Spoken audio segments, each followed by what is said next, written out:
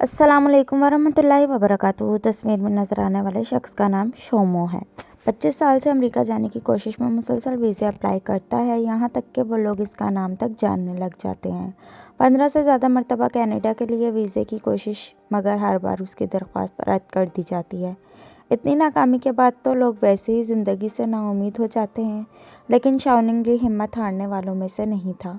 उसने चीनी बहरी फ़ौज में जाने का सोचा, जहां उसे कबूल न किया गया। गर्ज जब जहां जिस कंपनी में भी उसने दरख्वास्त दी, उसके अलावा सभी दरख्वास्त गुजारों को रख लिया जाता और हर बार की तरह इस बेचारे की किस्मत साथ न देती।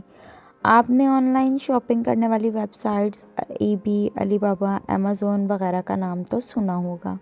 उसने भी उनसे मुतासिर होकर ऐसी ही वेबसाइट बनाने का सोचा, लेकिन सरमाया न होने की वजह से मुश्किलात का सामना हुआ। बिलाखिर उसने चोरी चुपके से अपनी बीवी के ज़ेवरात ये सोचकर बेचने का इरादा किया कि एक दिन आएगा जब वो यही ज़ेवरात दोबारा हासिल करेगा और बीवी को लौटा देगा। वो कहते हैं ना, जब इंसान की किस्मत में बदलना लिखा हो तो उसे इब्तदा छोटी नाकामियों से गुजरना पड़ता है, फिर इनकलाब आया करते हैं और दुनिया देख कर दंग रह जाती है कि बंदा कहाँ से कहाँ पहुँच गया।